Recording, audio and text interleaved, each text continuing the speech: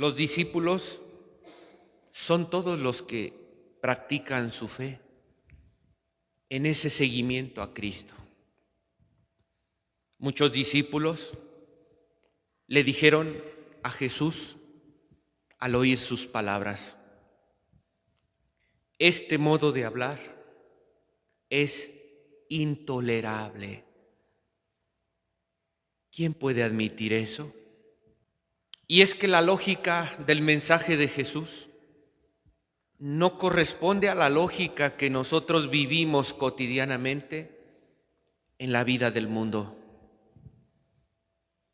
Habla de comer su carne, habla de beber su sangre, habla de la vida en el Espíritu, la vida de eternidad, la vida de resurrección. ¿Cómo puede darnos a comer su carne? Y murmuraban también los discípulos en contra de Jesús. Evidentemente Jesús percibe que ahora son sus discípulos, ya no son los judíos, ya no es la multitud, ahora son sus propios discípulos los que murmuran. Y pudiéramos cometer el error de interpretarlo diciendo: sí, pero ella era en aquella época. En aquella época pues no sabían bien el mensaje de Jesús y por eso murmuraban de él. Pero no es verdad. Ese modo de hablar es intolerable. ¿Quién puede admitir eso? Se lo siguen diciendo sus discípulos a Jesús hoy día. ¿Qué es más fácil para ti? ¿Cambiar tu vida para que puedas recibir la comunión de Jesucristo vivo? ¿O cambiar a Jesucristo vivo para que puedas continuar con tu vida que tienes actualmente? ¿Qué es mejor para ti? ¿Qué es más fácil? El mensaje del Evangelio nos dice: cambia, corrige todo lo que hay en tu vida que no te permite recibir a Jesús. ¿Y qué dice nuestro mundo moderno? Ojalá que Jesús fuera más comprensivo para que viera que yo no puedo cambiar mi vida, que yo vivo así de esta manera. Es Él quien se debe de acomodar a mí y no soy yo el que se debe de acomodar a Él. Y entonces hay muchos hermanos que eso es lo que esperan de la iglesia, que la iglesia se modernice para que la iglesia se acomode a mi forma moderna de vivir. Y lo que nos enseña el Evangelio es que la palabra de Dios no se negocia. La palabra de Dios es intransferible. El pecado es pecado hace 5,000 años, hace 2,000 años y hoy día. Y los mandamientos siguen teniendo vigencia actual. Jesús les habla y les dice: ¿esto los escandaliza? Verán al Hijo del Hombre manifestar su poder en el ejercicio de los sacramentos. Verán al Espíritu que da la vida. Gracias a la acción del Espíritu del resucitado, el resucitado se hace presente con su carne resucitada, con su cuerpo, con su sangre, con su divinidad. Y decíamos también en estos días, nosotros comemos la carne del resucitado, gracias al Espíritu que da la vida. Porque ese es el mensaje también de Jesús que debemos tener grabado en nuestro corazón. La carne por sí sola no sirve de mucho. Es el Espíritu el que vivifica nuestra carne. Nosotros estamos hechos de carne y somos vivificados por el Espíritu. Claro, pero también el Espíritu, sin aterrizarlo a la carne, pues tampoco sirve de mucho, Son los dos errores que venimos mencionando desde que celebramos al inicio de la semana a San Atanasio. Jesucristo es verdadero hombre porque asumió una carne como nosotros. Jesucristo es verdadero Dios porque es el Espíritu de Dios que nos da la vida verdadera. No podemos quedarnos solo con el verdadero Dios olvidándonos del verdadero hombre o viceversa. Como tampoco podemos quedarnos solamente con la vida del Espíritu olvidándonos de la vida de la carne o viceversa. Porque entonces el mensaje de Dios quedaría incompleto. Les voy a poner un ejemplo. Hay cristianos que viven su fe para recibir los beneficios que Dios nos da. Y eso es muy bueno, pero solo es la primera parte de nuestra vida de fe. Y la gran mayoría solo se queda en esa primera parte. Yo creo en Dios porque me ama. Yo creo en Dios porque es bueno. Yo creo en Dios porque me concede de lo que yo le pido. Por eso yo creo en Dios. Pero eso, decíamos en un momento, es la primera parte del libro. Nos hace falta la segunda parte del libro. ¿Y cuál es la segunda parte del libro? Los hechos de Jesucristo plasmados en el Evangelio de San Lucas y los hechos de los apóstoles. Esa es la obra de Dios. Y en nuestra vida de fe, pues sí, buscamos que Dios actúe en nosotros, lo cual es muy bueno, ¿eh? No vayan a pensar que no es maravilloso. Pero hay un gran abismo entre los que viven su fe para recibir los bienes de Dios y los que viven su fe para dar a los demás los bienes que recibieron de Dios. No sé si se comprenda la diferencia. Muchos nos quedamos en contemplar los hechos de Jesús, pero no nos abrimos para que Jesús actúe en nosotros. Y sean los hechos del Padre Juan, y sean los hechos de Luis, y sean los hechos de Pedro. Y estamos llamados también nosotros a ser esos instrumentos que Dios necesita en nuestro tiempo para hacer llegar su gracia a todos los seres humanos. La primera lectura nos muestra cómo eran los discípulos los que hacían los prodigios de Cristo. ¿Se imaginan si los apóstoles se hubieran conformado solamente con haber creído en Dios y quedarse rezando en el cenáculo? ¿Se imaginan? No tendríamos iglesia. ¿Por qué tenemos iglesia hoy día? Porque los discípulos se atrevieron a salir para dar testimonio de la fe que vivían, para compartir lo que Jesús había hecho en ellos. Nos pone dos ejemplos donde Pedro realiza el prodigio de Dios. Una persona, 8 años de estar en cama, paralítico. Pedro le dijo: Eneas, Jesucristo te da la salud. ¿Se imaginan cuánta fe necesitaba Pedro para decir estas palabras?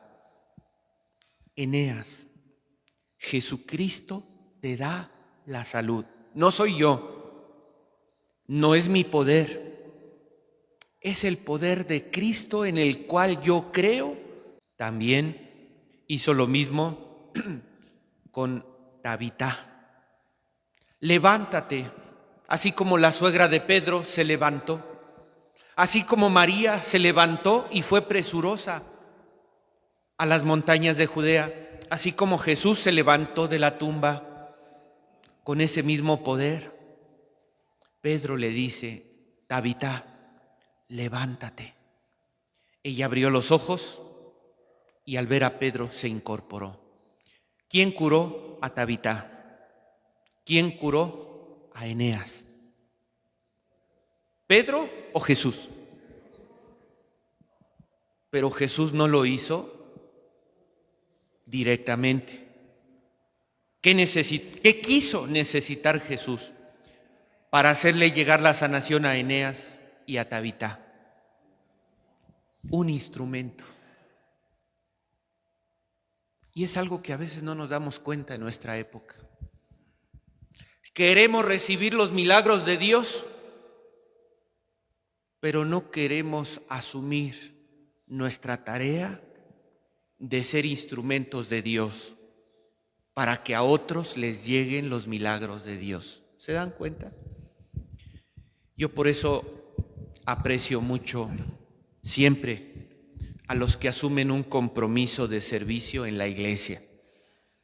No estamos aquí sirviendo a Dios porque nos sobre el tiempo.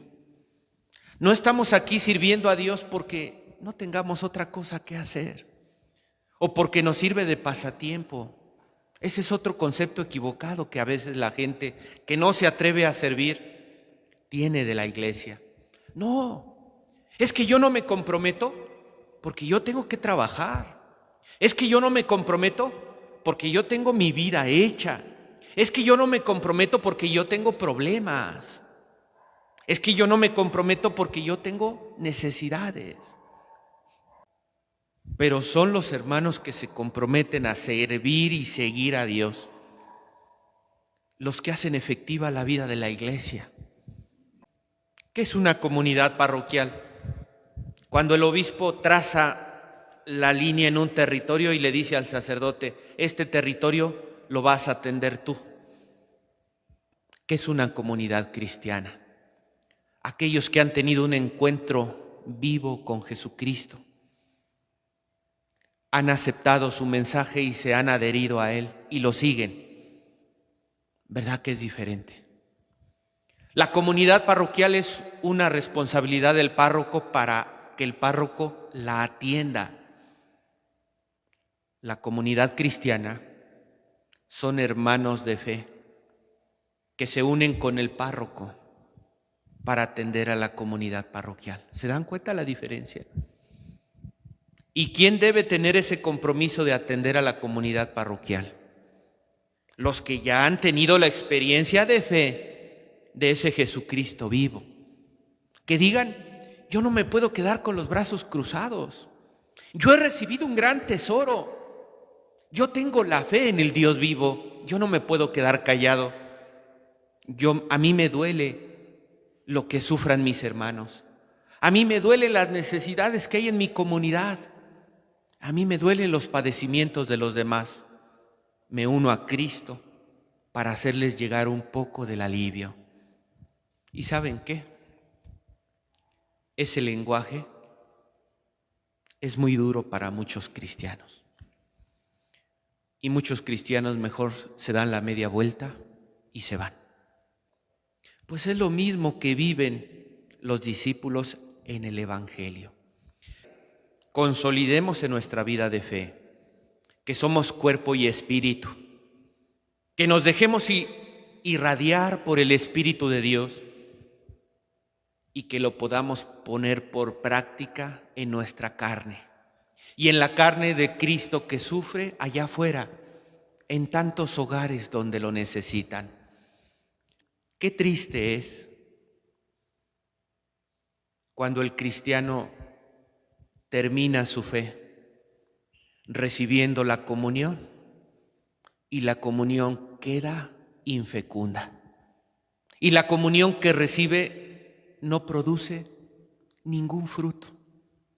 Vengo, recibo la comunión, me voy a casa y no pasa nada. Nomás vivieron la primera mitad de su fe. ¿Recuerdan que el Jueves Santo se instituyeron 3 cosas? El sacerdocio, la Eucaristía y a veces se nos olvida la tercera realidad que se instituyó el Jueves Santo. Se nos olvida que el sacerdote al final de la misa nos dice: vayan a vivir lo que aquí hemos celebrado. Ahora viene la segunda parte, ahora vienen los hechos de los apóstoles, ahora viene la manifestación que Dios quiere hacer en mi vida. La diferencia la marca nuestra forma de recibir la Eucaristía. ¿Recibo la Eucaristía solo como alimento egoísta? ¿O recibo la Eucaristía para que me dé fuerzas y pueda yo salir a compartir con los demás de los bienes que Dios me ha dado? Muchos discípulos no lo comprenden. Los 12 sí lo comprenden y Jesús les dice: ustedes que se quedaron aquí, que se quedaron en comunidad, también me van a abandonar. Y Pedro, a nombre de los 12, pero a nombre también de la iglesia que nació, le dice a Jesús: Señor, pues ¿a quién más vamos a ir? Tú tienes palabras de vida eterna y nosotros hemos creído que tú eres el Santo de Dios. Pero cuidado, cuando Jesús hizo su primer milagro en la sinagoga de Cafarnaúm, el espíritu inmundo le dijo a Jesús: yo sé que tú eres el Santo de Dios. Y Pedro también le dijo a Jesús: yo sé que tú eres el Santo de Dios. Los demonios creen, el enemigo cree. Por eso cuidado con gente que diga: yo sí creo. Pues sí, también los demonios creen. ¿Cuál es la diferencia? Que Pedro se comprometió a seguir y a servir a Jesús. Y en nombre de Jesús, Pedro hizo milagros que en realidad los milagros fueron hechos por Jesús. Yo creo en Jesús, yo creo que Jesús viene conmigo y en nombre de Jesús yo te digo: levántate. ¿A cuántos tú les has hablado en nombre de Jesús para que sanen, para que mejoren, para que compongan su vida? Eso es tener fe. Tener fe de que Dios viene conmigo y es Dios el que va a actuar por medio de la oración. Pues que así sea nuestra actitud, ¿verdad? Pues Pedro expresa su fe en Jesús, que tiene palabras de vida eterna.